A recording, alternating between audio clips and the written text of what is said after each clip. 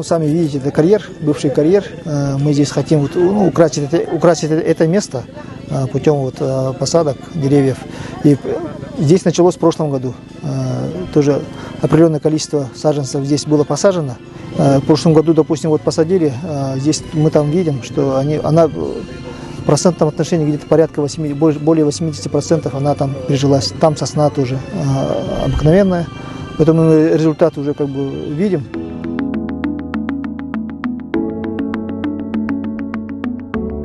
Якутию постигло страшное бедствие, когда у нас сгорело огромное пространство леса.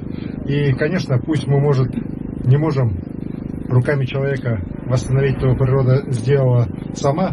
Уверен, что природа сама также восстановится, но мы должны показать свое отношение. И вот то, что мы сегодня высаживаем деревья во многих районах республики, переняв эстафету вот сегодня от Горного района, оно на самом деле показывает отношение вот людей, которые здесь собрались, к своей природе, которые не словами, а делами сохраняют ее, делают, чтобы она становилась краше, чтобы мы планету своим детям, своим внукам оставили такой, какой она была до нас.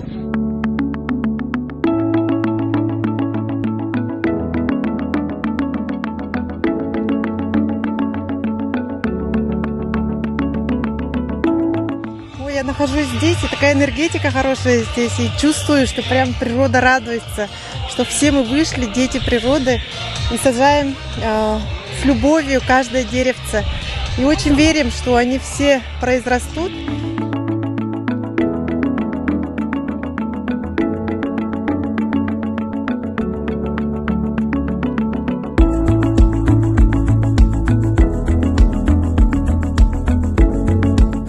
И спасать его от пожаров лес, нужно его и возобновлять, потому что нынче в Якутии сгорело просто очень большие площади погорели леса. Конечно, нужно восстанавливать, без этого никак.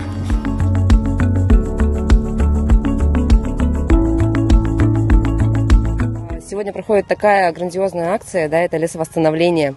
Сажаем более 10 тысяч деревьев, саженцев вернее, да.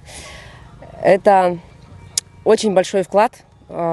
Еще раз повторюсь, в лесовосстановление. Мы, когда народную программу собирали предложения, очень много от людей шло вот предложение как раз таки по этому пункту.